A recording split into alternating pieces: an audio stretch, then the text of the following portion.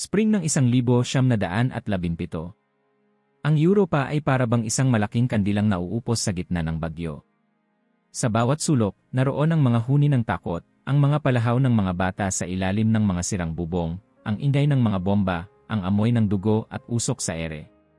Walang gabi na walang hagulgol, walang araw na hindi binabalot ng ulap ng pag-aalala ang langit. Sa isang maliit na nayon ng Portuges na halos hindi makita sa mapa, naglalakad ang tatlong magkakapatid na bata, si Francisco, tahimik at mapagmasid, si Jacinta, mapusok ngunit madaling maawa, at si Lucia, na parang laging may hawak na lihim sa kanyang mga mata.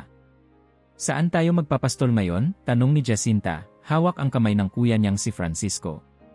"Sa Cova da Iria," sagot ni Lucia, sinisipat ang abot tanaw, tila may hinahanap na hindi alam ng iba. Sa kabila ng malawak na gyera, ang mundong ginagalawan nila ay simple, mga tupa, mga kwento, at panalangin ng kanilang ina tuwing gabi. Ngunit hindi lingid sa kanila ang pighati ng paligid, naririnig nila ang usap-usapan ng matatanda, nararamdaman ang takot ng mga nanay sa pagkawala ng mga anak sa digmaan. Isang hapon, habang ang araw ay mababa na at ang damoy ginintuan ng liwanag, biglang dumilim ang paligid, hindi dahil sa ulap, kundi dahil sa kakaibang katahimikan. Ang hangin ay tila tumigil. Napatingin si Lucia sa langit. "Narinig niyo ba yon?" mahina niyang bulong. "Wala naman," sagot ni Francisco, ngunit ramdam din niya ang kakaibang lamig sa hangin. Dahan-dahan, parang may liwanag na bumalot sa kanila. Hindi nakakasilaw, pero parang sumuot sa buto ang init. Mula sa gitna ng liwanag, unti-unting lumitaw ang isang babae, maputi ang suot, parang mula sa sinag ng araw. Ang mukha niya ay mapayapa, ngunit puno ng kalungkutan. "Huwag kayong matakot," bulong ng babae, tinig na para bang musika, ngunit may dalang bigat.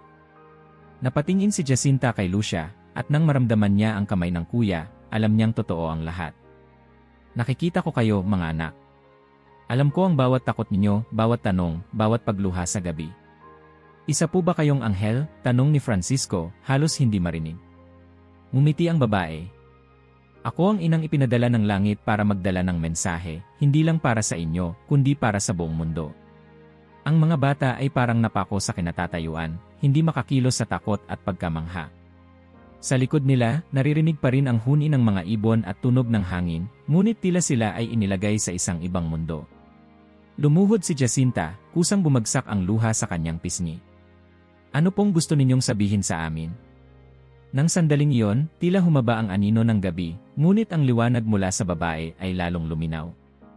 Ang mundo ay nasusunog hindi lamang sa digmaan, kundi sa pagkakalimot sa Diyos. Maraming kaluluwa ang nawawala. Kayo, mga anak, ang magiging saksi ko. Sasabihin niyo sa lahat ang nakita niyo rito, kahit anong mangyari. May hangin ng takot na dumaan, at sa di kalayuan, parang may narinig silang sigaw ng sundalo, at sa bawat sigaw ay lalong tumindi ang kaba. Pero sa harap ng babaeng iyon, ang lahat ng ingay ng mundo ay tila napalitan ng isang kakaibang kapayapaan. "Pero po," nanginginig ang tinig ni Lucia, "bata lang po kami. Sino po ba ang makikinig sa amin?" Ngumiti ang inang iyon, hinawakan ng hangin sa harap nila na para bang gusto silang yakapin. "Minsan, mga anak, ang pinakamalakas na tinig ay mula sa mga tahimik na puso. Hindi ako dumating para sa mga hari o para sa mga may kapangyarihan. Dumating ako para sa inyo." Nagtitigan ng tatlo, dama ang init na bumabalot sa kanila at ang bigat ng sinabi. "Ano pong dapat naming gawin?" tanong ni Francisco. "Magdasal kayo. Magsakripisyo para sa mga makasalanan. Huwag kayong matakot kahit pagtawanan o husgahan kayo ng iba. Ako ang magpapatibay sa inyo." Sa mga araw na sumunod, hindi na naging pareho ang buhay ng tatlo. Sa bawat pagtulog, may dalang tanong si Lucia, "Bakit kami?" Sa bawat paggising, dama ni Francisco ang bigat sa kanyang dibdib. Si Jacinta, kahit bata pa, ay napapansin ng kanyang ina na mas madalas ang pagluha at mas mahaba ang mga dasal bago matulog. Minsan, narinig ni Lucia ang kanyang ina na umiiyak sa kusina. "Panginoon, iligtas mo ang aking mga anak," ang bulong nito habang hawak ang lumang rosaryo. Lumapit siya. "Nanay, naniniwala po ba kayo na naririnig ng Diyos ang dasal ng mga bata?" Napangiti ang ina kahit may luha. "Minsan, anak, ang dasal ng isang bata ang pinakamalakas sa langit." Sa susunod na araw, dumating ang balita na ang kapatid ng kapitbahay nila ay namatay sa digmaan. Lahat ay nagtipon sa simbahan, nagdadasal ng sama-sama. Napansin ng pari na parang may kakaiba sa tatlong magkakaibigan. Tahimik ngunit malalim ang kanilang tingin. May gusto ba kayong sabihin, mga anak? Tanong ng pari habang binabasbasan ang mga tao. Nagkatinginan ang tatlo. Hindi pa nila kayang sabihin ang lahat, ngunit alam nilang darating ang panahon. Habang palalim ang gabi, at ang buong Portugal ay parang lumulubog sa dilim ng takot, nanatiling nakapikit si Lucia sa kama. Naririnig mo ba kami, inay ng langit? Bulong niya. Sa di kalayuan, umihip ang malamig na hangin, dala-dala ang bulong ng isang ina na nagpaparamdam ng pag-asa kahit sa gitna ng digmaan. Nagpatuloy ang mga araw na tila normal sa ibabaw, ngunit sa kalooban ng tatlong bata, nagbago na ang lahat. Lumalalim ang gabi, at ang bawat tunog ng orasan sa kanilang mga bahay ay parang paalala na may lihim silang taglay, isang lihim na mas malaki pa sa digmaan, mas mabigat pa kaysa sa kanilang mga murang balikat.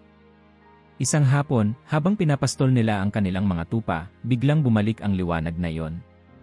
Hindi sila natakot, ngunit ramdam nila ang lamig ng hangin at ang bigat ng presensya na dumarating. Lumitaw muli ang babae, ang inang iyon, Maria, na may mga matang tila palaging namumugto, puno ng lungkot at pag-asa. Mga anak, salamat sa muling pagtanggap sa akin, anya, tinig na kay lambing, ngunit may halong kirot na parang bawat salita ay may dalang pighati mula sa langit. Napayuko si Jacinta, pinigilan ang sarili sa pagluha. Si Francisco, tahimik lang na nakatingin sa lupa, ang kanyang maliit na mga kamay ay mahigpit na magkakabit, para bang ipinaglalaban ang lakas ng loob. Si Lucia, bagamat nanginginig, ay lumapit ng kaunti, parang hinihigop ng awa at kabighanyan sa babaeng ito. Ina, bakit po kayo malungkot? Mahina, halos hindi marinig na tanong ni Jacinta. Dahil ang puso ng Diyos ay sugatan ng kasalanan ng mundo, sagot ni Maria, ang bawat salita ay parang ulan ng yelo sa gitna ng tag-init. Maraming anak ang lumalayo, nagbubulag-bulagan sa panawagan ng langit. Ipinapakita ko ang aking sarili hindi upang magturo ng galit, kundi upang ipaalam ang sakit ng isang ina sa mga anak na unti-unting naliligaw. Nagkasabay-sabay ang paglunok ng tatlo, tila biglang lumiliit ang mundo sa paligid nila. Sa malayo, naririnig nila ang tawa ng ibang mga bata, at ang sigaw ng isang matandang babae na nagbabantay ng mga baka, parang mga etyo ng normalidad na napakalayo na sa kanila ngayon. Anong ibig niyong ipagawa sa amin, inay? Tanong ni Lucia, buong tapang. Hiling ko na magdasal kayo araw-araw, lalo na ng Santo Rosario. Mag-alay kayo ng mga maliliit na sakripisyo, hindi lamang para sa inyong sarili, kundi para sa mga kaluluwang naliligaw. Ang bawat dasal, bawat sakripisyo, kahit maliit, ay parang bulaklak na iniaalay sa langit. Hilingin niyo sa Ama ang kapatawaran para sa mga makasalanan. Gawin niyo ito hindi para magpakitang tao, kundi dahil mahal niyo ako at mahal niyo siya. Napatitig si Francisco kay Maria, baka sa kanyang mga mata ang tanong. Kung kami lang po, hindi po ba kami mahina? Huwag niyo isipin na maliit ang inyong ginagawa, sabi ng ina. Sa langit, walang maliit na puso. Kayo ay maliliit, ngunit ang inyong pananalig ay kalakasan na kayang baguhin ang takbo ng mundo. Sa sandaling iyon, may dumaang hangin na may dalang bango ng mga bulaklak, parang sagot ng langit sa pagdududa ng mga bata. Tumango si Francisco, marahang tumayo, at sinabi, gagawin po namin kahit mahirap. Tahimik ang paligid, at ang mga ibon na kanina pa naglalaro ay biglang sumabay sa katahimikan.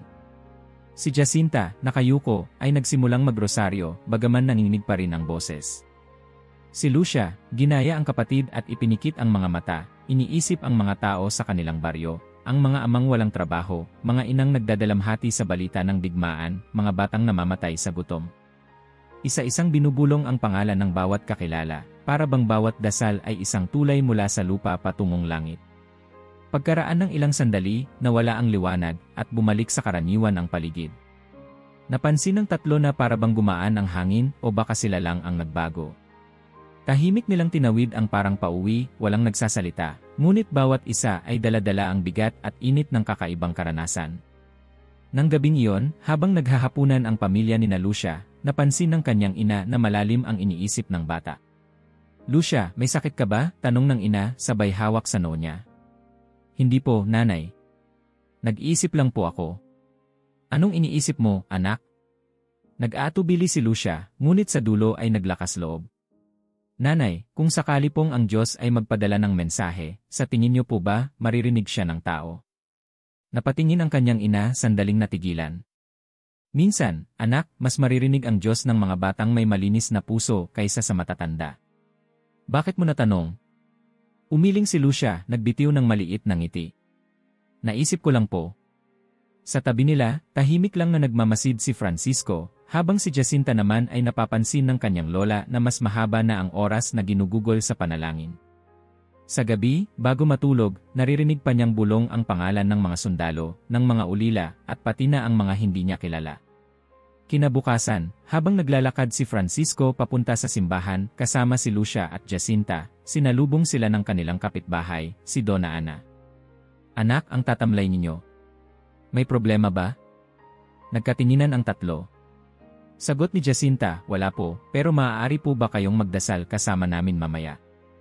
Napangiti si Donna Ana. Aba, syempre. Walang mas mahalaga sa ngayon kundi ang magdasal. Sa simbahan, nagtipon ang ilang matatanda at kabataan. Nagsimula si Lucia ng mahinang ama namin. Isa-isang sumunod ang iba hanggang maging isang buhos ng panalangin ang buong gusali.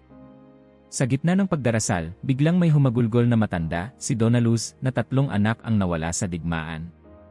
Patawarin mo kami, Panginoon. Tulungan mo kaming magbago, bulong niya. Si Jacinta ay lumapit, hinawakan ang kamay ng matanda, at tahimik na nagdasal para sa kanya. Matapos ang dasal, napansin ng pari ang kakaibang pananabik ng mga tao. May bago ba kayong nakita? Tanong niya kina Francisco. Nagkatinginan ang tatlo.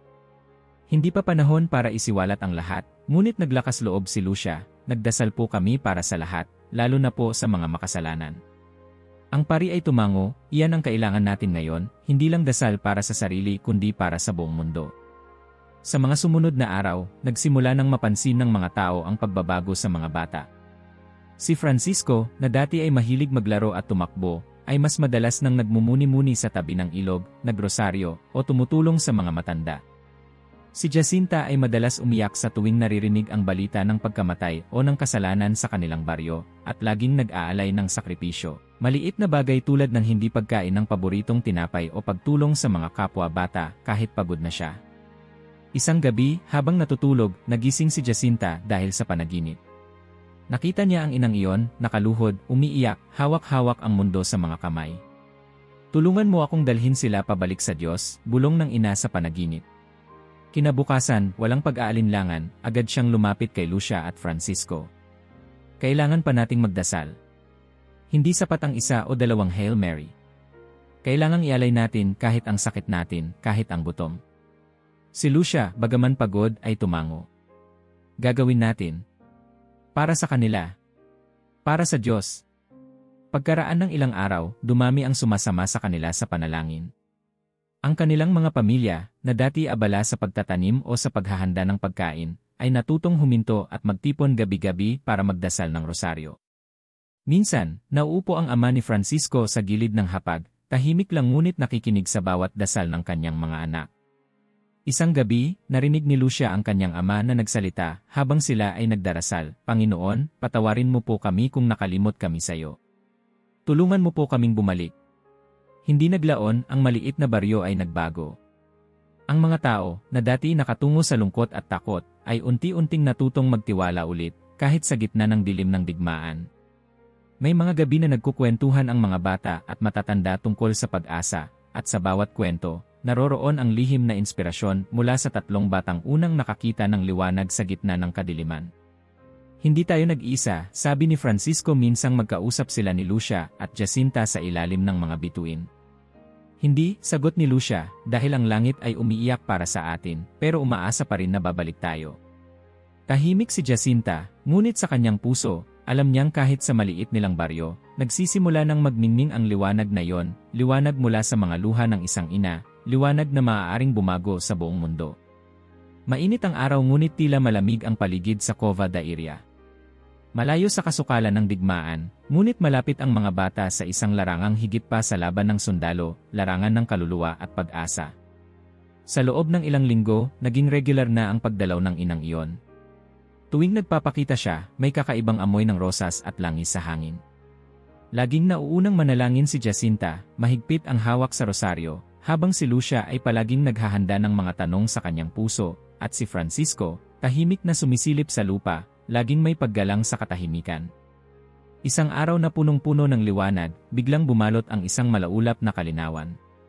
Ang tatlo ay muling napalibutan ng liwanag ng langit. At sa gitna nito, si Maria mas maliwanag, ngunit mas malungkot ang mukha kaysa dati.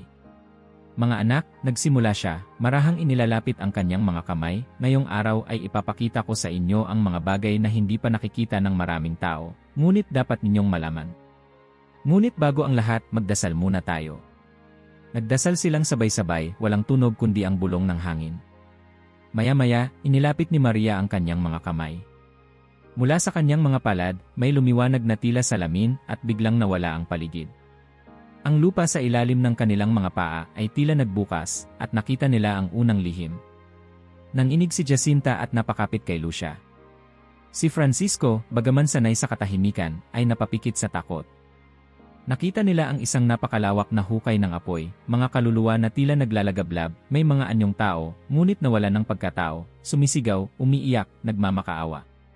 May mga hayop na anyo, sumisitsit, at may mga aninong parang mga demonyo na nagdadala ng kalungkutan at takot.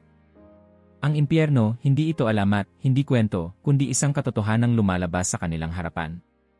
Wala silang narinig kundi ang sigaw ng pagkawalang pag-asa, mga palahaw ng pagdadalamhati, at ang init na sumuot sa kanilang mga buto.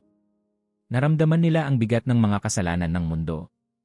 Si Jacinta, bagaman bata, ay nahulog sa tuhod, umiiyak ng tahimik, pilit na pinipigil ang sariling sigaw. Si Francisco ay napakapit sa kanyang rosaryo, at si Lucia ay nagdasal ng buong lakas ng loob, Diyos ko, iligtas mo kami.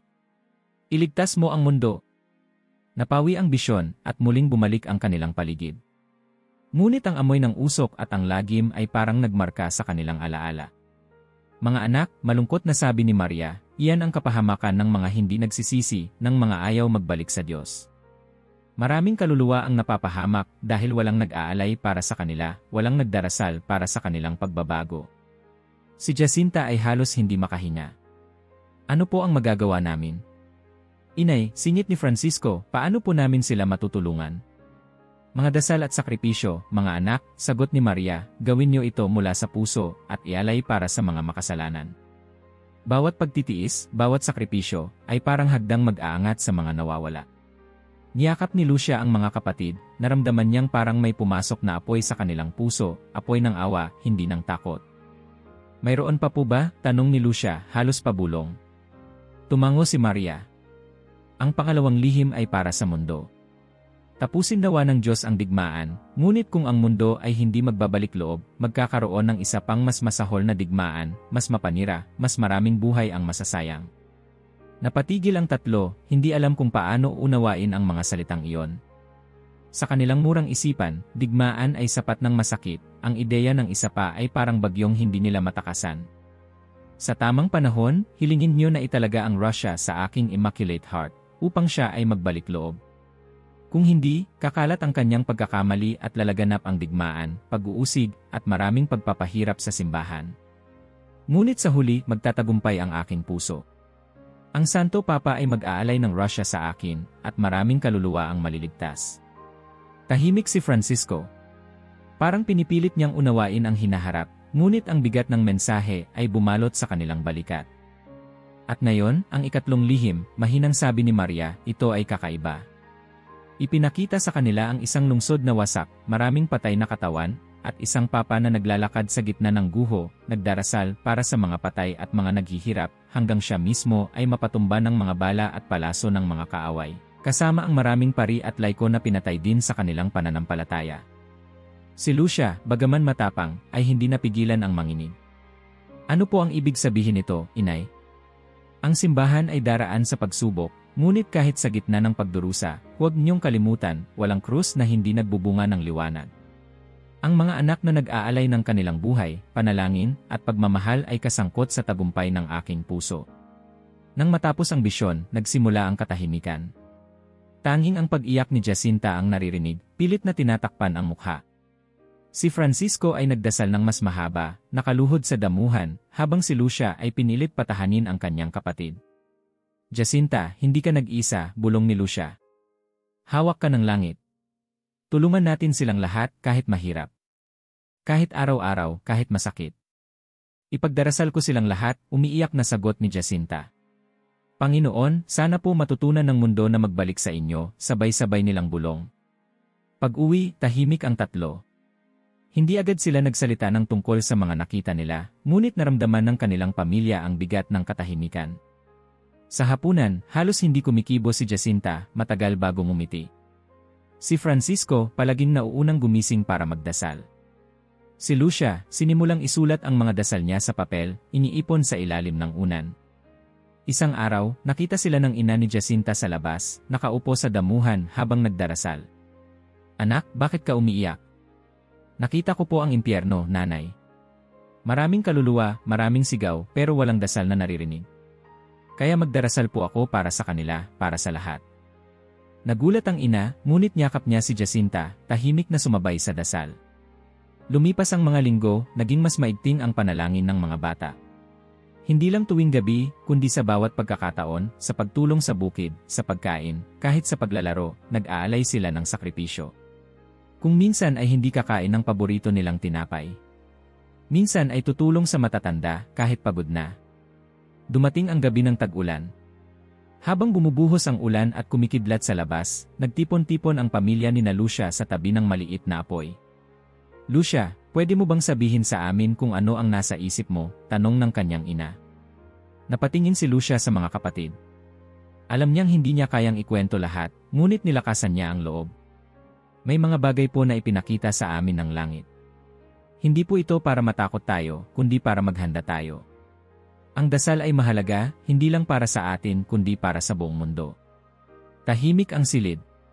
Marahan na sumali sa dasal ang lahat, hanggang sa bawat sulok ng bahay ay napuno ng pag-asa sa kabila ng unos. Sa isang panaginip, muling nakita ni Jacinta ang impyerno, ngunit ngayon, may narinig siyang tinig ng isang bata na sumisigaw ng salamat. Naramdaman niya ang liwanag at pagbangon niya, alam niyang bawat dasal ay may halaga. Sa kabila ng sakit, natutunan niyang ang sakripisyo ay daan ng pag-asa. Mula noon, sa bawat araw na dumadaan, nararamdaman nilang tila mas lumalalim ang kadiliman sa paligid, ngunit mas tumitibay ang kanilang pananalig. Nagpatuloy sila sa pagtupad sa bilin ng langit, hindi alintana ang pagod, ang takot, o ang hindi pagkakaunawa ng iba. Masakit, pero hindi tayo nag-iisa, sabi ni Francisco kay Jacinta minsang sila ay naglalakad pa uwi, hawak-hawak ang rosaryo. Basta magtiwala tayo, may liwanag na darating, sagot ni Lucia. Ang lihim ng langit ay hindi lang pala para sa kanilang tatlo. Unti-unti, nalaman ng iba, at ang maliit nilang baryo ay naging tahanan ng mas maraming dasal, mas maraming pag-asa. Sa huling pagdalaw ng inang iyon, tinanong sila, handa ba kayong mag-alay pa ng higit, alang-alang sa mundo? Opo, inay. Gagawin namin ang lahat, para sa Diyos, para sa mga kaluluwa, para sa iyo, sabay-sabay na sagot ng tatlo. Nagliwanag si Maria, umiti kahit may luha, at nagsabing, hindi kailanman nasasayang ang pagmamahal ng bata. Ang mga panalangin at sakripisyo ninyo ay magdadala ng tagumpay na higit pa sa naiisip ninyo. Sa gabing iyon, bago matulog, nagtipon-tipon silang tatlo sa ilalim ng malamlam na buwan. Tahimik na nagdasal, sabay-sabay na nag-alay ng lahat ng takot, lahat ng pag-asa, at lahat ng pagmamahal. Doon nagsimula ang liwanag na bumalot hindi lang sa kanilang baryo, kundi sa mga puso ng mga taong matagal ng uhaw sa pag-asa. Isang liwanag na hindi kayang palamigin ng digmaan, ng takot, o ng kadiliman, dahil ito ay liwanag na nagmumula sa mga lihim ng langit, lihim na nagsisimula sa puso ng isang batang marunong umibig at magsakripisyo. Sa paglipas ng mga buwan, tila ang hangin sa Portugal ay nagbago. Hindi lang usap-usapan ng digmaan at gutom ang sumisingaw sa bawat kanto, kundi may umuusbong na bulong ng pag-asa, may kakaiba raw na nangyayari sa Cova da Iria. Mula sa malalayong baryo at lungsod, pumupuno ng tsismis ang mga palengke, mga inang nagdadala ng kanilang mga anak, mga ama na naglalakad ng maraming kilometro, mga may sakit na umaasa ng lunas, mga pari na nag-aalalang baka ito ay ilusyon lamang, mga pulis na nanonood ng tahimik. Ang lahat ay parang hinahatak ng isang mahiwagang puwersa patungo sa isang lugar na dati tahimik na pastulan lamang. Si Lucia, Francisco, at Jacinta, bagamat kabado, ay nararamdaman ang bigat ng responsibilidad na hindi pa kayang unawain ng kanilang edad. Dumadami ang tao, bulong ni Francisco isang umaga, habang pinagmamasdan ang dumaraming anino na naglalakad sa mga burol. Hindi ko alam kung matutuwa ako o matatakot. Nagkatinginan si Lucia at Jacinta. Alam nilang ang mga mata ng lahat ay nakatingin sa kanila, parang ang maliit nilang buhay ay naging entablado ng buong bansa. Minsan, sa pag-uwi, may sumusunod sa kanilang mga kapitbahay na nag-uusisa, ano ba talaga ang nakikita nyo? Totoo ba yan o gawa-gawa lang? Hindi po kami nagsisinungaling, sagot ni Jacinta, ngunit alam niyang marami pa ring nagdududa. Lumapit ang isang matandang lalaki, si Senhor Manuel, na kilala sa baryo bilang hindi naniniwala sa mga himala. Mga bata, alam niyo ba kung ilang tao ang umaasa na totoo ang sinasabi niyo? Anya, hindi mapakali. Kapag nagkamali kayo, baka tuluyang mawala ang pananampalataya ng lahat. Napatingin si Lucia, pilit pinatatag ang loob. Senhor, hindi po namin ito pinili. Naniwala po kami dahil nakita po namin, narinig po namin, at naramdaman po namin sa puso namin. Huminga ng malalim si Manuel at umalis, ngunit narinig nilang nagbulong siya, kung ito'y totoo, magbabago ang lahat. Dumating ang araw ng 13 Oktubre 1917. Maaga pa lamang, nagsimula nang dumagsa ang mga tao, mga babae na may hawak na rosaryo, mga kalalakihan na bagamat pagod sa trabaho ay pilit na sumama, mga bata na sabik makakita ng himala, mga may sakit na inakay ng kanilang mga kaanak, mga pari at gwardiya, mga dayuhang mamamahayag. Sa kanilang ulap ng pag-aalinlangan, dinala nila ang bawat uri ng pag-asa at tanong, talaga bang magpapakita ang langit? O ito ay isang kalokohan lamang ng tatlong bata? Sa gilid ng parang, nakatayo ang tatlo, Lucia, Francisco, Jacinta, magkakasabay na nanginginig hindi lamang sa lamig, kundi sa bigat ng mga matang nakatuon sa kanila. Sa malapit, naroon ang kanilang mga pamilya, mahigpit na nagdarasal. Ang tunog ng ulan ay lumalakas, tila gustong sirain ang pagtitipon ng mga tao. Ang lahat ay basang-basa, ang putik ay dumidikit sa kanilang mga binti, ngunit walang umaalis. Isang batang lalaki ang lumapit kay Jacinta. Ate, sigurado ka ba na darating siya? Tanong nito, mahina ang tinig, nanginginig sa lamig. Ngumiti si Jacinta, kahit nangingilid ang luha. Maniwala ka, darating siya. Hindi tayo pababayaan ng langit. Nagpatuloy ang ulan, ngunit walang umuwi. Isang ginang, si Donna Helena, ay lumuhod sa tabi ni Lucia, pilit sumisigaw sa ingay ng ulan, anak, pwede mo ba akong ipagdasal? Ang anak ko ay may sakit, hindi gumagaling. Tumango si Lucia, mahigpit na hinawakan ang rosaryo, at sinabing, magtiwala po kayo, manalangin tayo. Biglang nagbago ang hangin, ang ulan ay unti-unting humina. Ang langit ay tila dumilim, parang may nagtakip sa araw. Isang liwanag ang sumabog sa gitna ng parang, mas maliwanag pa kaysa sa ano pamang nakita ng mga tao noon. Tumigil ang lahat, nagbuntong hininga ang madla, at sabay-sabay na lumingon sa tatlong bata. Sa gitna ng liwanag, lumitaw si Maria, mas maningning kaysa dati, mas mapayapa ngunit mas seryoso ang tingin. Mga anak, salamat sa inyong katapatan, anya, tinig na naririnig sa loob ng puso ng bawat isa. Ngayon, ipapakita ng Diyos ang kanyang kapangyarihan, hindi para sa palakpakan, kundi para sa pagbabago ng puso. Napaluhod ang maraming tao, nagsimulang magdasal ng sama-sama. May narinig na iyak, halakhak ng bata, pag-iyak ng matanda, at kahit ang mga hindi marunong manalangin ay napatahimik. Tumayo si Lucia, tumingala sa langit, at malakas na sinabi, tingnan niyo po ang araw. At doon, nangyari ang hindi inasahan ng sinuman. Ang araw, na kanina ay nakatago sa ulap, biglang sumiklab ng liwanag na parang ginto. Nagsimulang umikot, parang umiindayog, sumasayaw sa gitna ng kalangitan. Ang kulay nito ay nagbago-bago, minsan pula, minsan asul, minsan parang nilulo ng apoy ang langit. Sumigaw ang mga tao, ang ilan ay lumuhod, ang iba ay napayakap sa kanilang mga anak. Ang mga bulag ay biglang nakakakita, ang mga pilay ay napapatalon, ang mga may sakit ay napaiyak sa tuwa. Diyos ko, isang himala, sigaw ng matandang babae na ilang dekada nang hindi makalakad ng tuwid, ngayon ay tuwid na tuwid ang likod, lumalakad papunta sa anak niya. Ang ilan ay natakot, iniisip na baka ito na ang wakas ng mundo. Ano ito? Nasaan ang araw? Bakit parang babagsak sa atin? Sigaw ng isang binata, takot na takot. Ngunit sa gitna ng lahat ng iyon, ang mga bata ay kalmado, nakatayo, nakatitig sa liwanag.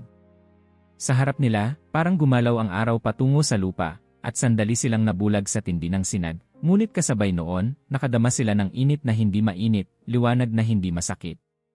Nang mawala ang kakaibang liwanag, tumigil ang ulan, at biglang natuyo ang lahat ng putik at tubig sa kanilang mga damit at sapatos, parang walang bagyong dumaan. Tahimik ang lahat ng ilang saglit, parang hindi makapaniwala sa nasaksihan. Isang lalaki ang napaupo, umiiyak. Hindi ako naniwala, ngunit nakita ko. Nakita ko. Lumapit si Donna Helena kay Lucia, yakap-yakap ang anak na may lagnat, anak ko, bumaba ang lagnat. Hindi ko alam paano, pero wala na. Lumapit ang pari, tumingin sa langit, at mahina ngunit malinaw na sinabi, maraming taon akong nag-alinlangan, ngunit ngayon, naniniwala ako. Maraming salamat, Diyos ko. Habang nagkakagulo sa pag-iyak at tuwa, tumayo si Lucia, kinuha ang kamay nina Jacinta at Francisco. Narinig niyo ang sinabi ng ina. Hindi ito palabas lang. Hindi tayo pinapunta dito para lang makakita ng himala. Tumango si Francisco. Totoo, Lucia. Hindi tayo tinawag para mamanghalang, kundi para magbago. Naglakad si Jacinta patungo sa isang grupo ng bata na nagsisigawan, huwag kayong matakot. Magdasal tayo, magpasalamat tayo. Unti-unti, bumalik ang sigla ng mga tao. Ang iba ay umuwi na may pag-asa, ang ilan ay nag-umpisa ng panalangin sa kalsada pauwi, ang ilan ay tumigil sa simbahan para magpasalamat. Ang kwento ng milagro ay mabilis na kumalat, hindi lang sa Portugal, kundi sa buong Europa. Maging ang mga pahayagan, na dati puno ng duda, ay napilitan mag-ulat, ang araw ay sumayaw sa Fatima. Ngunit habang masaya ang lahat, si Lucia ay nanatiling tahimik sa gabing iyon. Nakaupo siya sa gilid ng bintana, nakatanaw sa bituin, iniisip ang huling habilin ng ina. Hindi ito para sa palabas. Huwag ninyong kalimutan, kailangan ng mundo ang panalangin, pagbabago, at sakripisyo. Kinabukasan, marami ang bumalik sa Cova da Iria hindi na para humingi ng himala, kundi para magpasalamat at magdasal. Ang mga bata ay nilapitan ng mga tao, humihingi ng payo, ng panalangin, ng tulong. Ang ilan ay nagsabing, dahil sa inyo, bumalik ang pananampalataya ko. Ang iba ay nagtanong, ano pa ang kailangan naming gawin? Sinagot ni Lucia, mahina ngunit matatag, ibalik po natin ang Diyos sa gitna ng ating buhay. Magdasal, magsakripisyo, magpatawad. Iyon po ang hinihingi ng langit. Lumipas ang araw, at kahit lumamig ang hangin ng taglagas, nanatiling mainit ang puso ng bayan. Sa bawat tahanan, muling nagbalik ang pagdarasal ng rosaryo. Ang mga mag-asawa na dating hindi nag-uusap ay sabay na nagdarasal tuwing gabi. Ang mga batang naglalaro ay natutong magsimula ng laro sa isang ama namin. Ang mga may utang na loob ay natutong magpatawad. Sa bawat sulok, may bulong ng dasal at kwento ng pagbabago, ang bulag na nakakakita, ang pilay na nakakabangon, ang pusong matagal ng sarado ay unti-unting bumubukas. Ngunit sa gitna ng lahat ng ito, nananatiling malinaw ang hiling ng langit, hindi ito kwento ng kababalaghan, kundi kwento ng pag-asa, ng panibagong simula, ng pagbalik ng pananampalataya. Ang himala ng araw ay nagtapos, ngunit ang himala ng pagbabalik loob ng tao sa Diyos ay nagsisimula pa lamang. Pagkatapos ng milagro ng araw, parang nagising ang mundo. Ang kwento ng tatlong bata mula sa Fatima ay tumawid sa dagat, dumaan sa mga bundok, pumasok sa mga lungsod at nayon ng mga bansang malayo sa Portugal. Taon ang lumipas, ngunit ang liwanag na yon ay hindi namatay. Sa halip, lumipat ito mula sa isang puso papunta sa iba, tahimik, dahan-dahan, ngunit matibay. Hindi ito nawala, bagkus ay naging ilaw sa gitna ng modernong kaguluhan. Sa Peru, sa isang lungsod na nilalamon ng polusyon at ingay, nakaupo si Clara sa gilid ng kama, hawak-hawak ang isang lumang rosaryo. Luma na ang butil, kupas na ang krus, ngunit ang mga daliri niya ay parang may alam na ritual, paulit-ulit na hinahagod ang bawat dasal. Sa labas ng bintana, kita ang mataong kalsada, mga batang nag-aaway, mga sasakyan na nagbubusina, at isang batang umiiyak habang hinahatak ng ina. Sa likod ng kanyang kwarto, ramdam niya ang lamig na hindi kayang talunin ng makapal na kumot, lamig ng iniwang puso. Minsan, may pamilya siya, asawa na masipag, anak na masayahin. Pero dumating ang araw na tila biglang naputol ang sinulid ng kanyang buhay. Umalis ang asawa, iniwan siya dahil sa ibang babae. Ang anak niya, galit, nagrebelde, natutong sumagot at umuwi ng hating gabi. Lahat ng ipon nila ay naubos sa mga abogado, at dumating ang gabi na wala siyang makain kundi tinapay at tubig. Isang gabi, sa gitna ng dilim, naisipan niyang magpunta sa simbahan. Walang dala kundi luha at pagod. Tahimik siyang lumuhod sa harap ng imahe ng Birhen ng Fatima na nakalagay sa isang sulok. Walang salitang lumabas, ngunit dumaloy ang luha sa kanyang pisngi. Tulungan mo po ako, bulong niya. Hindi ko na alam ang gagawin ko. Nang gabing iyon, nagsimula siyang magdasal ng rosaryo. Isang Hail Mary, dalawang Hail Mary, hanggang sa tuluyang nakatulog sa dasal.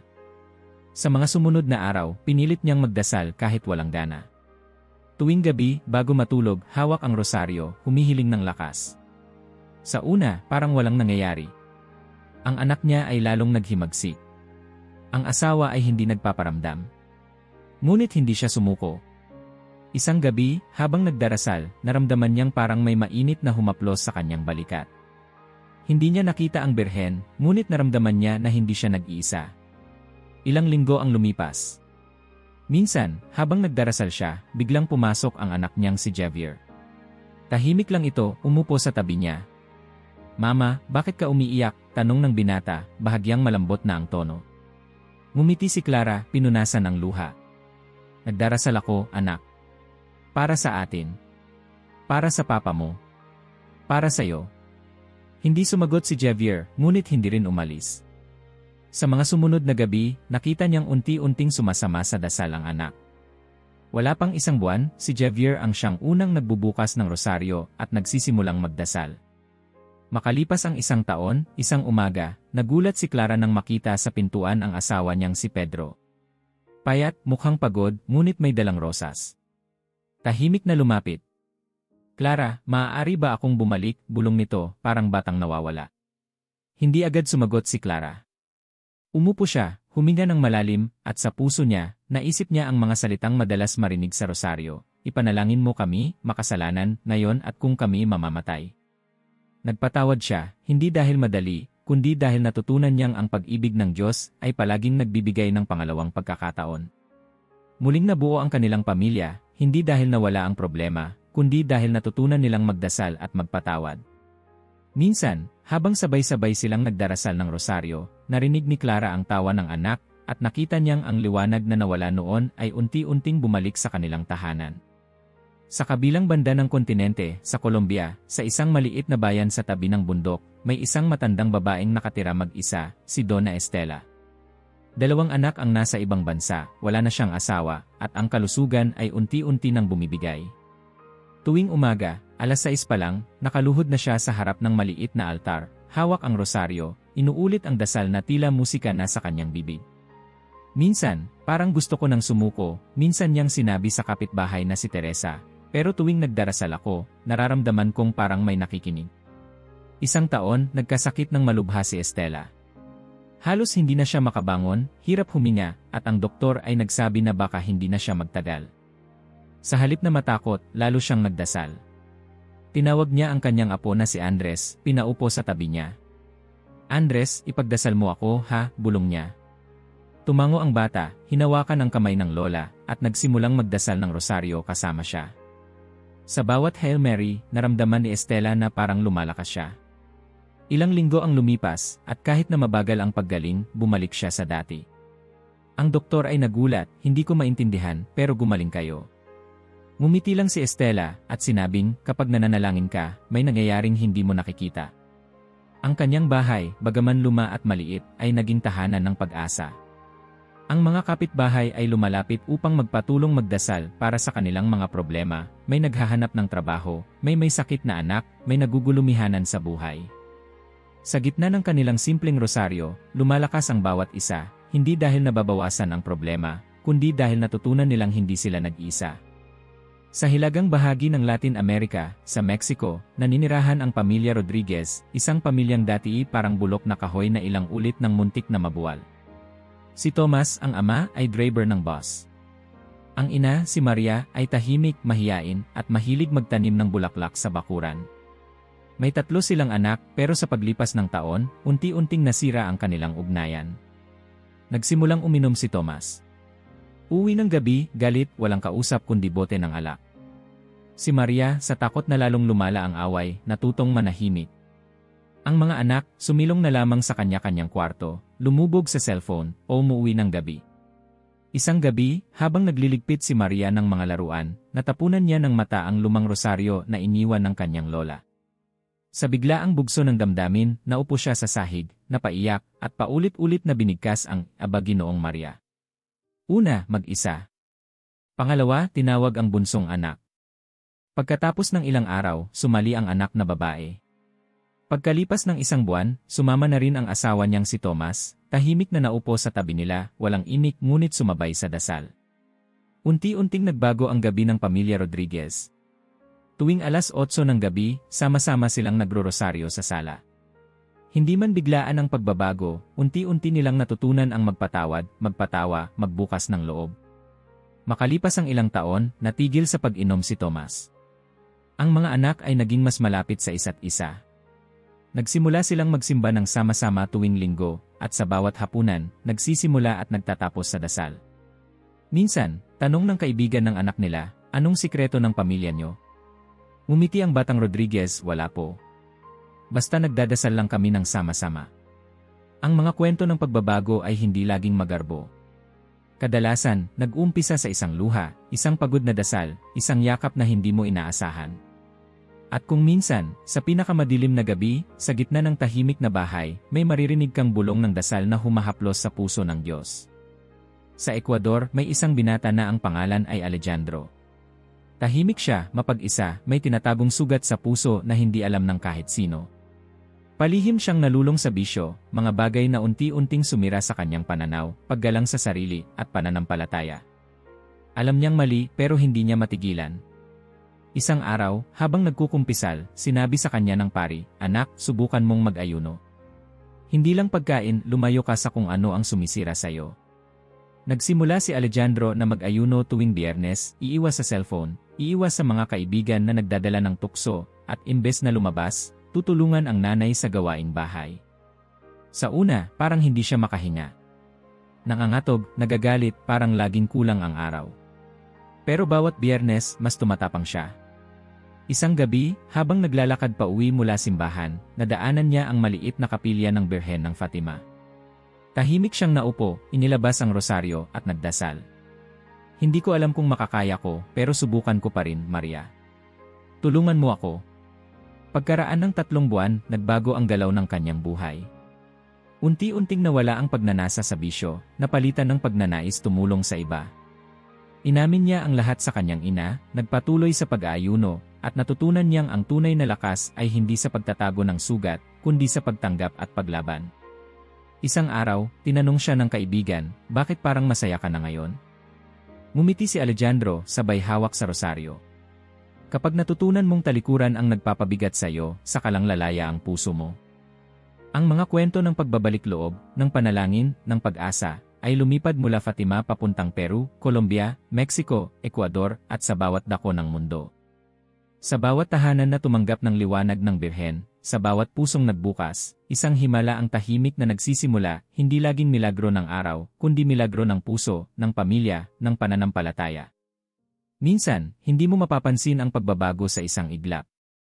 Ngunit kapag nagsimula ka ng isang Hail Mary, sinundan ng isang Ama Namin, at pinagpatuloy ng dasal ng isang pamilya, ang liwanag na iyon, na minsan ay nagmula sa isang madilim na parang ng Fatima, ay tumatawid sa panahon at sumasayaw sa bawat sulok ng mundo. Sa bawat kwento ng pagbabago, sa bawat tahimik na himala, palaging bumabalik ang mga tao sa 3 bagay: rosaryo, pag-aayuno, at kumpisal.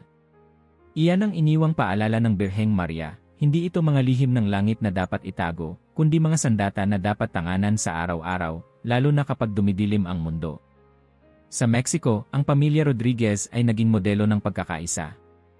Isang gabi, habang magkakasama silang nagdarasal, biglang sumingit ang bunsong anak, si Miguel. "Mama, bakit po natin inuulit-ulit ang Aba Ginoong Maria? Hindi po ba nakakasawa?" Ngumiti si Maria, ang ina, habang pinapahiran ng langis ang rosaryo ng anak. "Alam mo, anak, ang rosaryo ay parang apoy na laging kailangang lagyan ng langis. Kapag huminto tayo, namamatay ang liwanag. Pero kapag paulit-ulit tayong nagdarasal, lalo tayong lumalapit sa puso ng Diyos." Sabay-sabay silang nagdasal, at sa gitna ng pag-uulit ng dasal, may naramdaman silang kapayapaan, parang bawat salita ay humahaplos sa sugat ng pamilya. Si Thomas, ang ama, na dating laging galit, ay natutong magpasensya. Ang mga bata, na dating nagbabangayan, ay natutong magtulungan. Ang gabi ay naging kanlungan ng tawanan at dasal, at kahit sa harap ng problema, hindi na sila natitinag. "Mama, gusto ko pa pong magdasal," bulong ni Miguel pagkatapos ng rosaryo, at iyon na ang simula ng bagong tradisyon sa kanilang bahay. Samantala, sa Ecuador, si Alejandro ay patuloy na naglalakad sa landas ng paghilom. Sa kanyang pag-aayuno tuwing Biyernes, natutunan niyang hindi lamang ito tungkol sa pagkain. Sa tuwing nahaharap siya sa tukso ng kanyang dating bisyo, iiwas siya, maglalakad palabas ng bahay, tutulong sa nanay, o magbabasa ng ebanghelyo. Minsan, tinanong siya ng kanyang kaibigan, hindi ka ba nahihirapan? Paano mo natitiis? Umiling si Alejandro, hawak ang rosaryo. Hindi madali. Pero kapag natutunan mong hindi palaging sundin ang gusto ng katawan, natututo kang lumaya. Ang pag-aayuno ay hindi lang tungkol sa pagkain, pati sa pagbitaw sa mga galit, inggit, at kasamaan sa puso. Isang Biyernes ng gabi, habang nag-aayuno, sinamahan niya ang isang kapitbahay na may sakit. Imbes na ilaan ang oras sa sarili, ginugol niya ang gabi sa pagdarasal at pagtulong. Pag-uwi niya, napansin niyang mas magaan ang kanyang pakiramdam. Alam niyang ang tunay na tagumpay ay hindi laging halata, ngunit nadarama sa puso. Mula naman sa Rosario, Argentina, may isang matandang lalaki na kilala sa baryo bilang si Don Mateo. Mahigit 40 taon na siyang hindi nangungumpisal. Nabuhay siyang mag-isa mula nang mamatay ang asawa, at sa bawat taon, parang palalim ng palalim ang sugat ng kanyang puso. Para saan pa ang kumpisal? Tanong niya minsan sa sarili, habang nakaupo sa harap ng lumang imahe ng Birhen ng Fatima na ibinigay sa kanya ng kanyang ina. Isang araw, nagising siyang parang may mabigat na bato sa dibdib. Hindi siya mapakali at parang may bumubulong sa kanya na lumapit sa simbahan. Naglakad siya, mabagal, bitbit ang tungkod, at umupo sa isang sulok ng simbahan. Tahimik ang paligid, maliban sa tunog ng mga dasal ng ilang matatandang babae. Lumapit ang pari, tinanong siya, Don Mateo, anong maitutulong ko? Nag-atubili si Mateo, ngunit sa dulo ay napaiyak. Padre, mahigit 40 taon na po akong hindi nangungumpisal. Hindi ko na alam kung may patawad pa para sa akin. Tahimik na naupo ang pari sa tabi niya, naghintay. Nagsimula si Mateo na magkwento, una, mahina, hanggang tuluyang bumaha ang luha at lumuwag ang kanyang dibdib. Isang oras na nagtagal ang kumpisal. Sa dulo, tinapik siya ng pari sa balikat. Anak, walang kasalanang hindi kayang patawarin ng Diyos kung ikaw ay tunay na nagsisisi. Paglabas ni Mateo, parang nawala ang bigat sa kanyang mga balikat. Sa unang pagkakataon pagkatapos ng maraming taon, umuwi siyang magaan ng loob. Sa kanyang bahay, inilabas niya ang rosaryo ng kanyang ina at tahimik na nagdasal ng salamat. Sa Guatemala, may batang lalaking nagngangalang Pablo. 9 na taong gulang lamang, ngunit marunong na siyang magdasal ng rosaryo. Araw-araw, pumupunta siya sa simbahan, minsan mag-isa, minsan kasama ang nakababatang kapatid na babae. Isang araw, tinanong siya ng pari, Pablo, bakit palagi kang nandito? Napangiti si Pablo. Padre, wala po kasi si tatay, laging nagtatrabaho si nanay. Dasal ko lang po, mabuo ulit ang pamilya namin. Sa bawat Hail Mary na binubulong niya, isinusulat niya ang pangalan ng bawat miyembro ng kanyang pamilya sa maliit na papel. Inilalagay niya ito sa harap ng altar, umaasang may milagro. Isang gabi, dumating ang kanyang ina, umupo sa tabi niya, at umiyak habang magkasamang nagro-rosaryo. Ilang linggo pa, nagbalik din ang kanyang ama, tahimik na naupo sa likuran ng simbahan. Hindi agad nagsalita, pero unti-unting, sa bawat gabing pagsama ni Pablo, nabuo ulit ang kanilang pamilya, hindi biglaan, kundi unti-unting ginamot ng dasal at tiyaga. Hindi kailanman naging madali ang landas ng panalangin, pag-aayuno, at kumpisal. May mga araw na tinatamad ang puso, may gabi na puno ng luha at tanong, may mga umagang parang walang sagot. Ngunit sa bawat patak ng luha, bawat binanggit na dasal, bawat bitaw sa sariling gusto, unti-unting bumabalik ang liwanag na nawala. Ang pamilya Rodriguez, matapos ang maraming taon ng sama-samang dasal, ay natutong ipasa ang tradisyon sa mga kapitbahay. Minsan, nag-imbita sila ng mga kaibigan para magdasal ng rosaryo sa bahay. Sa umpisa, parang awkward, maraming natatawa, maraming nag-aalangan. Pero sa dulo ng gabi, halos lahat ay naiyak, nagsimulang magkwento ng kanilang sariling problema, at hiningi ang dasal ng bawat isa. Si Alejandro, ngayon ay nag-aaral na maging guro, ay nagsimulang magturo sa mga kabataan tungkol sa halaga ng pag-aayuno. Huwag lang kayong mag-ayuno sa pagkain, sabi niya minsan sa klase. Magsakripisyo din kayo ng oras, bawasan ang internet, tumulong sa bahay, iwasan ang paninira ng kapwa. Iyon ang tunay na lakas. Sa Rosario, si Don Mateo ay naging halimbawa ng mga matanda. Kapag may bagong pari, siya ang nauunang magsabi, "Padre, kahit gaano katagal, pwede ka pa ring magsimulang muli." Maraming kapitbahay ang sumunod sa kanyang halimbawa, at nag-umpisa ang tradisyon ng kumpisal tuwing linggo ng mga matatanda sa kanilang baryo. Si Pablo, habang lumalaki, ay natutong magpatawad sa mga kaklase na nangaasar sa kanya. Isang araw, nilapitan siya ng isa, "Bakit hindi ka nagagalit kahit nilalait ka namin?" Ngumiti si Pablo, "Kasi po, sabi ni Mama, bawat Hail Mary ay parang patak ng langis sa apoy ng galit. Mas mabuti po ang magdasal kaysa magalit." Sa bawat pamilya na nagro-rosaryo, sa bawat binatang lumalaban sa bisyo, sa bawat matandang natutong magpatawad, sa bawat batang natutong magmahal, unti-unting lumalalim ang ugat ng pananampalataya. Hindi ito milagro ng araw na biglaang nagpapasigla ng bayan, kundi milagro ng araw-araw, milagro ng pagsusumikap, pagtitiyaga, at pananalig. Minsan, sa katahimikan ng gabi, may maririnig kang bulong ng dasal mula sa bawat tahanan. May batang umiiyak ng tahimik sa altar, may matandang naupo sa dilim hawak ang rosaryo ng kanyang ina, may mag-asawang nag-aaway ngunit sabay pa ring nagdarasal bago matulog. Sa bawat bitaw ng sakit, sa bawat pagkumpisal ng kahinaan, sa bawat pagsisimula muli ng Ama namin, muling bumubukas ang bintana ng langit. Ang tatlong sandata, rosaryo, pag-aayuno, at kumpisal, ay naging tulay sa pagitan ng langit at lupa, naging apoy na bumubuhay sa bawat pusong handang magpakumbaba, magsakripisyo, at magpatawad. At ang apoy na ito, bagaman tahimik, ay sapat upang magbigay liwanag sa buong mundo. Sa bawat bahay, may mga kwentong hindi maririnig sa palengke o simbahan, mga sigaw na nakatago sa likod ng pinto, mga luha na umaagos habang nakapatay ang ilaw, mga galit na isinisingit sa katahimikan ng gabi. Hindi na kailangan ng bomba o baril upang masira ang tahanan, sapat na ang lamig, ang galit na hindi mabitawan, ang araw-araw na pagkalimot sa dasal. Sa Santiago, Chile, tahimik na lumalakad si Elena sa makipot na pasilyo ng kanilang bahay, hawak-hawak ang lumang rosaryo na minana sa kanyang ina. Sa labas ng pintuan, naririnig ang ingay ng lungsod, mga bus, mga batang naglalaro, tili ng mga vendor. Pero sa loob ng bahay, tila walang buhay, parang nawala ang kulay ng bawat dingding.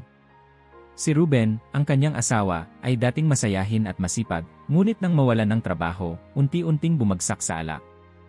Tuwing gabi, pauwi siyang amoy alak, maingay, madalas ay galit sa mundo. Si Elena, sa takot na lalong uminit ang ulo ng asawa, natutong manahimik. Ang kanilang 4 na anak ay nagtatago sa kwarto, bihirang lumabas kahit sabay-sabay silang kumakain. Isang gabi, bumuhos ang ulan at sabay na bumagsak ang bote ng alak sa sahig. Natahimik ang lahat. Nagkulong si Elena sa banyo, doon lang siya napaiyak. "Panginoon, paano po ba ito matatapos?" bulong niya. Sa kabila ng pagod, inabot niya ang rosaryo at nagdasal. Paulit-ulit, hindi dahil naniniwala siya na magbabago agad ang lahat, kundi dahil yon lang ang alam niyang paraan para hindi sumuko. Kinabukasan, habang nililinis niya ang mesa, narinig niyang may mahinang yabag sa likod. Ang kanyang anak na si Sofia, 8 na ang edad, ay lumapit at mahigpit siyang niyakap. "Mama, kailan po ba ulit magiging masaya si Papa?" Napaluha si Elena pero ngumiti sa anak. "Magdasal tayo, anak. Iyon lang ang kaya nating gawin." Simula noon, gabi-gabi silang mag-ina na nagdarasal ng rosaryo sa isang sulok. Unti-unting sumama ang 2 anak. Isang gabi, narinig ni Ruben ang bulong ng dasal at, sa hindi maipaliwanag na dahilan, naupo sa tabi nila, mahigpit ang hawak sa kanyang palad. Hindi agad nagbago ang lahat, marami pa ring gabi ng sigawan, mga linggong puno ng katahimikan, mga umagang tila walang pag-asa. Ngunit sa bawat dasal, parang may napupunit na manipis na pader sa pagitan nilang mag-asawa. Isang araw, si Ruben mismo ang nag-aya, "Elena, pwede ba akong magdasal kasama niyo?" Unti-unting bumalik ang saya sa bahay. Hindi perpekto, pero hindi na rin wasak. Ang rosaryo ay naging tulay na muling nag-ugnay sa kanila, at sa bawat patak ng luha ni Elena, naramdaman niyang may Diyos pa rin na nakikinig, kahit sa gitna ng bagyo ng kanilang pamilya. Sa kabilang dulo ng kontinente, sa Guatemala, nakaupo si Carmen sa harap ng maliit na altar na gawa sa kahoy. Isang kandila ang nakasindi, at sa tabi nito ang litrato ng kanyang asawa, si Luis. Magkakagalit sila bago umalis ng bahay si Luis, nag-iwan ng masakit na salita. Ilang oras lang ang lumipas, isang tawag mula sa ospital ang nagpabagsak sa mundo ni Carmen. Nasagasaan si Luis at hindi na umuwi. Isang buwan siyang hindi makausap, hindi makakain, parang nawala ang kulay ng mundo. Ang anak na si Mariana, 14 na taong gulang, ay unti-unting naglayo ng loob, mas pinili ang katahimikan kaysa iyak ng ina. Sa unang pagkakataon, walang rosaryo na nahawakan si Carmen, walang dasal na lumabas sa kanyang bibig. Ngunit isang gabi, nagising siya sa iyak ng anak. Umupo siya sa tabi ng kama ni Mariana, niyakap ang anak na tila ayaw bumitaw. "Mama, patawarin mo ako kung naging matigas ang ulo ko. Wala na si Papa, paano na tayo?" Tahimik lang si Carmen, hindi niya alam ang sagot. Pero kinabukasan, nilinis niya ang altar, nagsindi ng bagong kandila, at muling kinuha ang rosaryo. Hindi niya pinilit magdasal ng buo, nagsimula siya sa isang Ama Namin, isang Aba Ginoong Maria, hanggang sa makaramdam ng kapayapaan na matagal nang nawala. Linggo ang lumipas, at unti-unting bumalik si Mariana sa kanyang tabi. Minsan, magkahawak kamay silang nagdasal. Hindi bumalik si Luis, hindi na naibalik ang nakaraan, pero natutunan ni Carmen na ang pananampalataya ay hindi lamang para sa masaya. Ito ang naging sagot sa katahimikan at sa kawalan ng sagot, isang pinto na bumukas upang muling makita ang pag-asa. Sa La Paz, Bolivia, si Ricardo ay lumaki sa isang pamilyang naniniwala na ang Diyos ay kwento lang ng mga matatanda. Hindi sila nagsisimba, hindi nagdarasal. Sa eskwelahan, siya ang unang tumatawa kapag may nagsasalita ng pananampalataya, at mahilig siyang mang-asar ng mga kaklase na may krusipiho. Isang araw, biglang nagkasakit ng malubha ang kanyang kapatid na si Sofia. Ilang linggo sa ospital, walang malinaw na sagot ang mga doktor. Sa isang gabi ng pagod at takot, napilitan siyang pumasok sa maliit na chapel ng ospital. Doon, tahimik na naupo, wala namang plano magdasal. Ngunit may lumapit sa kanyang matandang babae, naglagay ng rosaryo sa kanyang kamay. "Ipinagdadasal ko ang anak ko dito araw-araw. Subukan mo. Hindi ito masama," sabi nito. Hawak ang rosaryo, hindi niya alam ang uunahin. Pero nagsimula siyang tumingin sa imahe ng Birheng Maria, at parang may lumambot sa kanyang puso. Mahina ang unang dasal, puno ng alinlangan. "Kung totoo ka, tulungan mo si Sofia. Kahit hindi ko maintindihan."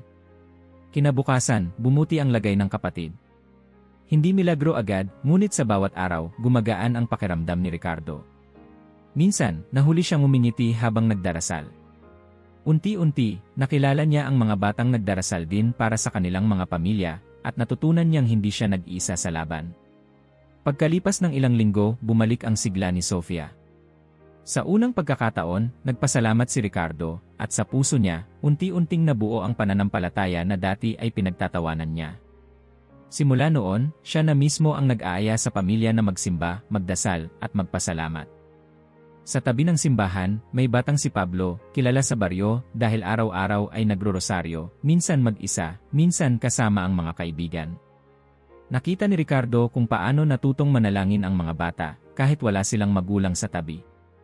Napaisip siya, kung ang bata nga, kayang magdasal, bakit ako hindi? Hindi laging mabilis ang pagbabalik loob. Maraming gabi ng pag-aaway, maraming araw ng katahimikan. Ngunit sa bawat pagsubok, ang dasal ang naging tanging sandigan ng mga taong halos sumuko na.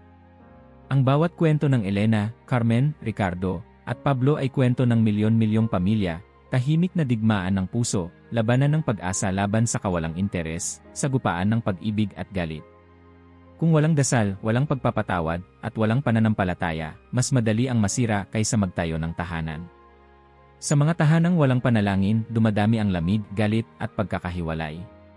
Kapag ang ama ay tumigil sa pagbabasbas, kapag ang ina ay tumigil sa pagtuturo ng dasal, kapag ang mga anak ay nalulong sa katahimikan ng cellphone at computer, unti-unting nagbubukas ang pinto sa mga kaaway ng tahanan, galit, inggit, bisyo, at pagkasira ng pag-asa.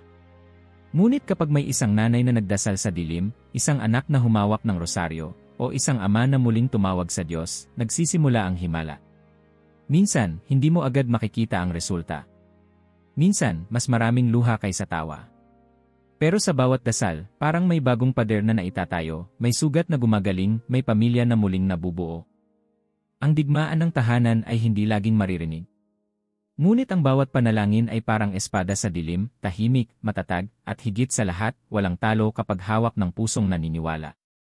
Tahimik ang gabi, ngunit ang tanong ay nananatiling nakabitin sa hangin, ano na ang ginawa mo sa iyong narinig? Ilang beses mo nang narinig ang mga kwento ng pag-asa, ng himala, ng pagbabalik loob, ngunit hanggang kailan mo ipagpapaliban ang desisyon? Sa bawat yugto ng kwentong ito, naglakbay ang liwanag mula sa isang nayon sa Portugal, tumawid ng dagat, sumuot sa mga bahay na tahimik na winasak ng lungkot at galit, at ngayon, kumakatok sa pinto ng iyong puso. Ito ay hindi kwento ng nakaraan, kundi ng kasalukuyan, at, higit sa lahat, ng iyong kinabukasan. Ang mundo ay mabilis, maingay, puno ng tukso at panlilinlang. Sabi ng marami, mabuti na ako. Wala akong inaapakan. Hindi ko kailangang magdasal. Pero sa bawat paglipas ng araw, dumadami ang digmaan sa puso ng tao, galit na hindi binibitawan, pamilya na hindi nagkakausap, kabataang lumalayo sa sariling tahanan, mga magulang na pagod at sugatan. Ilang beses mo nang naramdaman ang pagod na tila walang solusyon. Ilang beses kang napaupo sa dilim, hindi alam kung anong susunod na hakbang. Hindi aksidente na naririnig mo ngayon ang tinig na ito. Parang sa Fatima, ang mensahe ay paulit-ulit na bumalik, magsisi, magdasal, magbago. Hindi mo kailangang maging perpekto o maging bayani. Ang hinihiling ng langit ay isang simpleng isang hakbang, isang dasal, isang maliit na sakripisyo. Si Clara, na halos sumuko sa pag-asang buuin pa ang kanyang pamilya, ay nagsimula lamang sa isang simpleng rosaryo, isang gabi ng luha, isang salita ng pagtitiwala. Si Donna Estela, na halos mawalan na ng buhay, ay hindi huminto sa panalangin. Sa bawat dasal, binuksan niya ang pinto para makapasok muli ang liwanag. Ang pamilya Rodriguez, na minsang sinakop ng katahimikan at galit, ay bumalik sa isa't isa hindi sa pamamagitan ng malaking himala, kundi sa bawat gabi ng pagdarasal ng rosaryo. Hindi ba ito ang hinahanap mo rin, katahimikan ng puso, paghilom ng sugat, pag-asa na lampas sa pader ng iyong bahay? Pero palaging naririyan ang tukso ng pagpapaliban. Bukas na lang, sabi ng puso. Kapag maayos na ang lahat. Ngunit sabi ng kasulatan, ngayon ang tamang panahon. Ngayon ang araw ng kaligtasan. 2 Korinto 6:2, wala tayong hawak na bukas, ang meron lang tayo ay ang ngayon. Maraming tao ang naghahanap ng himala, ngunit ayaw magbago. Gusto natin ang sagot, pero ayaw natin ng tanong. Bakit ako? Bakit hindi na lang ang iba? Pero tandaan, sa harap ng Diyos, bawat isa ay tinatawag. Minsan, mahirap. Minsan, ang unang hakbang ay masakit. Pero gaya ng sabi ng Birheng Maria, hindi kailangan ng Diyos ang marami. Kailangan niya ang tapat, ang handang magbukas ng puso kahit maliit. Lumapit ka sa salita. Sa bawat pahina ng Ebanghelyo, makikita mo ang parehong paanyaya, bumalik ka. Magsimulang muli. Patawarin mo ang sarili mo. Ipagkatiwala mo ang sugat at takot mo sa Diyos. Maraming beses kang natalo, maraming beses kang nagkamali, ngunit bawat pagkatalo ay pagkakataon para magbago. Naaalala mo ba si Carmen, na nawala ang asawa sa isang iglap? Hindi niya nahanap ang sagot sa pag-inom o pag-iwas sa sakit. Nahanap niya ito sa tahimik na dasal, sa muling pagbubukas ng kanyang puso kahit puno ng takot. Si Alejandro, na nabihag ng sariling kahinaan, ay nagtagumpay hindi dahil sa lakas, kundi dahil sa bawat araw na ginugol niya sa pagtanggi sa bisyo, sa bawat gabing ginugol niya sa panalangin. At ikaw, saan ka naroroon sa kwento? Sa ilalim ng anino ng problema, o handa ng sumalubong sa liwanag ng pagbabago? Alam mo sa puso mo kung saan ka tinatawag. Hindi ito usapin ng relihiyon lang, kundi ng direksyon ng buhay mo. Isang pamilya ang nagkukulang sa dasal, isang anak ang lumalayo, isang mag-asawa ang natutulog sa iisang bubong ngunit magkaibang mundo. Ilang beses mo nang nakita ang sakit na ito sa sarili mo? Ilang beses mo nang ginusto na baguhin ang takbo ng iyong pamilya, ngunit natakot kang umpisahan?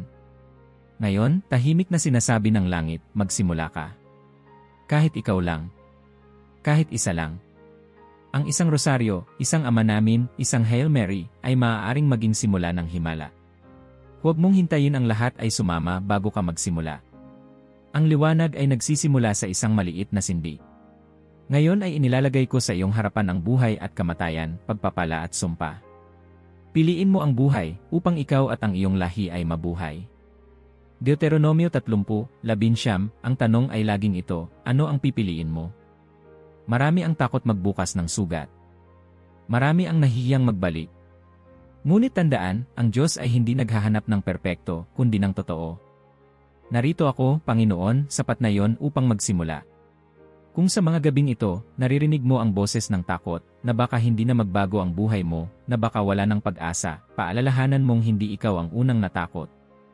Ang lahat ng mga bida ng kwento ng pananampalataya ay nagsimula sa takot, ngunit nagtapos sa pag-asa. Ang perpektong pag-ibig ay nagtataboy ng takot.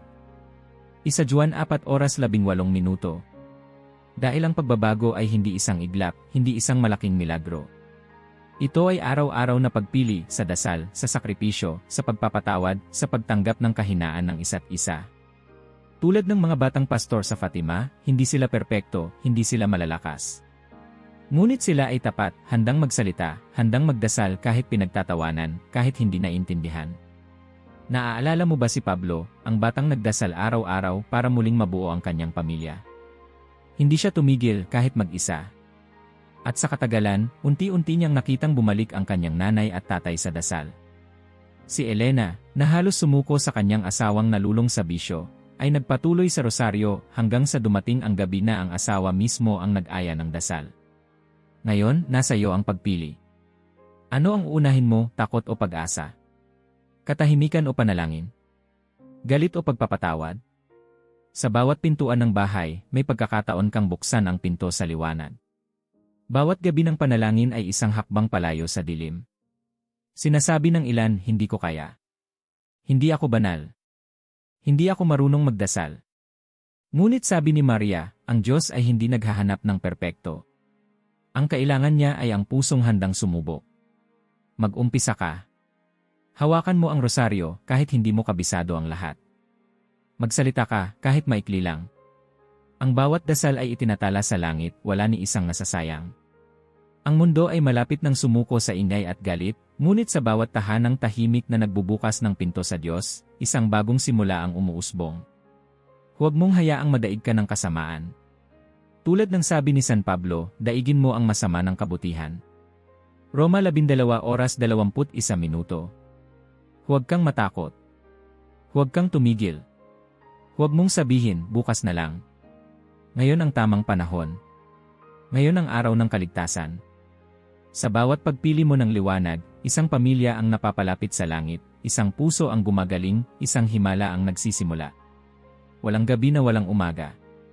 Walang luha na walang kaakibat na pag-asa. Sa pagtatapos ng kwentong ito, hindi mo lang maririnig ang pagsara ng mga pintuan ng nakaraan, kundi ang pagbukas ng mga bintana ng bagong simula. Sapagkat ang pangako ng Birheng Maria ay hindi lamang para sa ilan, hindi lamang para sa mga bata sa Fatima, kundi para sa bawat isa na handang sumagot sa tawag ng langit, ngayon, dito, at sa bawat araw na darating. Ang mundo ay mananatiling may anino.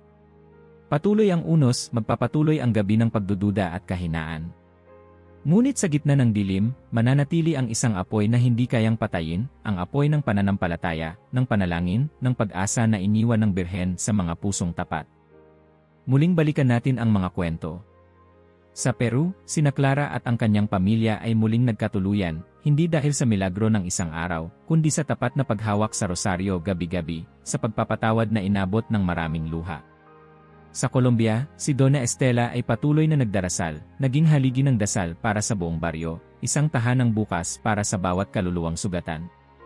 Sa Mexico, ang pamilya Rodriguez ay naging liwanag sa mga kapitbahay, mula sa pagkakawatak-watak tungo sa sama-samang pagdarasal at pagtawa. Si Alejandro sa Ecuador ay nagtagumpay laban sa bisyo, hindi sa sariling lakas, kundi sa bawat pag-aayuno, bawat pagsuko ng galit at hinanakit, bawat pagtanggap ng bagong umaga.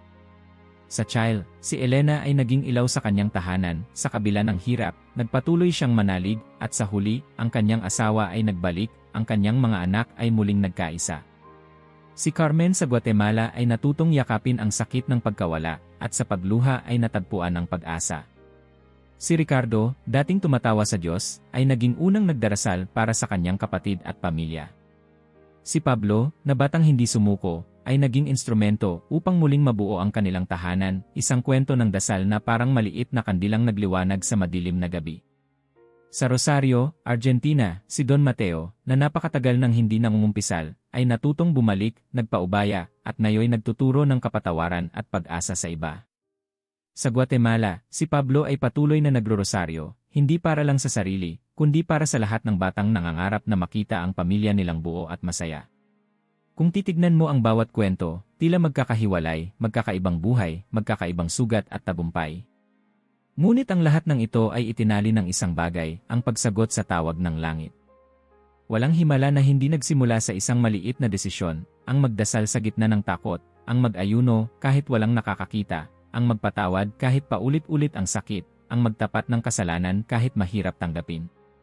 At sa bawat tahanan na tinamaan ng liwanag na ito, may nagbago. Hindi laging madali, hindi laging mabilis, ngunit may katiyakan, ang tagumpay ng pusong walang dungis ni Maria ay tiyak sa lahat ng handang magbukas ng puso.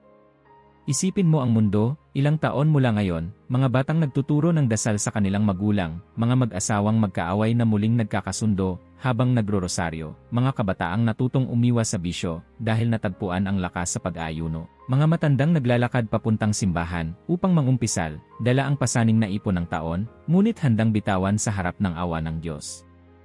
Mga kapitbahay na nagbubukas ng kanilang tahanan, upang magdasal ng sama-sama, nagkakapit-bisig laban sa galit, inggit, at pagkakawatak-watak.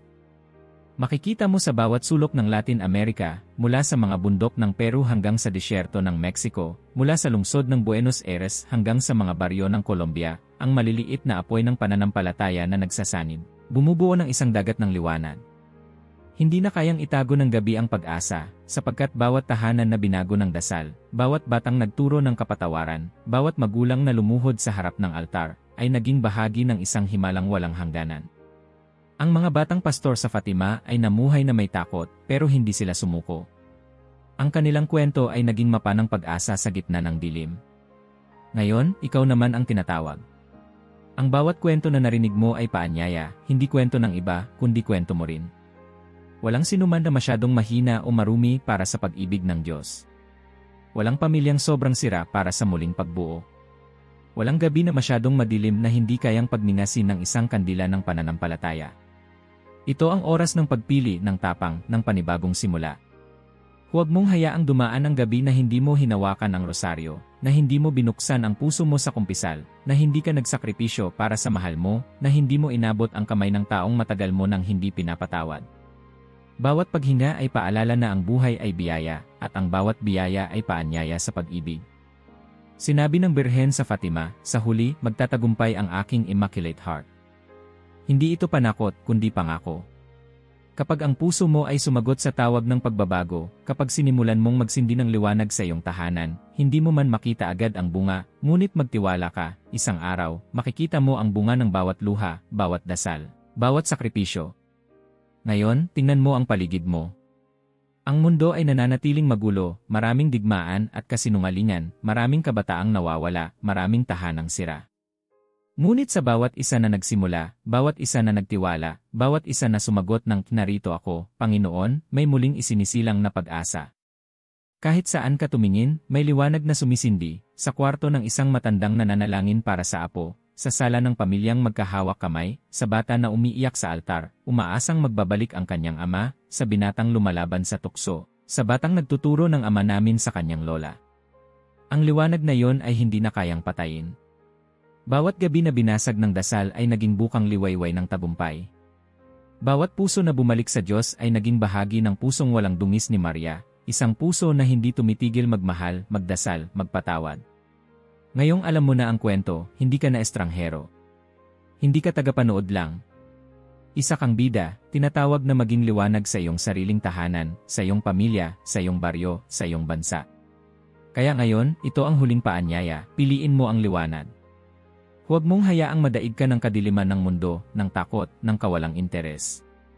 Magsindi ka ng kandila ng panalangin sa bawat rosaryo, bawat dasal, bawat sakripisyo. Mag-ayuno ka, hindi lamang sa pagkain, kundi sa galit at inggit. Mangumpisal ka, magpakumbaba ka, magsimulang muli kahit ilang beses ka nang nagkamali. Magpatawad ka at magmahal, hindi dahil madali, kundi dahil iyon ang daan ng tagumpay. Ang mundo ay magpapatuloy sa kanyang laban, ngunit sa bawat tahanan na binago ng pag-ibig ng Diyos, may isang bagong kwento ng tagumpay. At sa araw ng pagtatapos, sa oras ng pinakamatinding dilim, isang boses ang maririnig mula sa langit, hindi ka nag-iisa. Hindi ka nasayang. Narito ako at kasama kita. Pagpalain ka nawa ng Diyos, naway takpan ka ng kanyang ina ng kanyang walang hanggang balabal. Huwag kang matakot, sapagkat ang hinaharap ay para sa mga may tapang sumagot ng narito ako.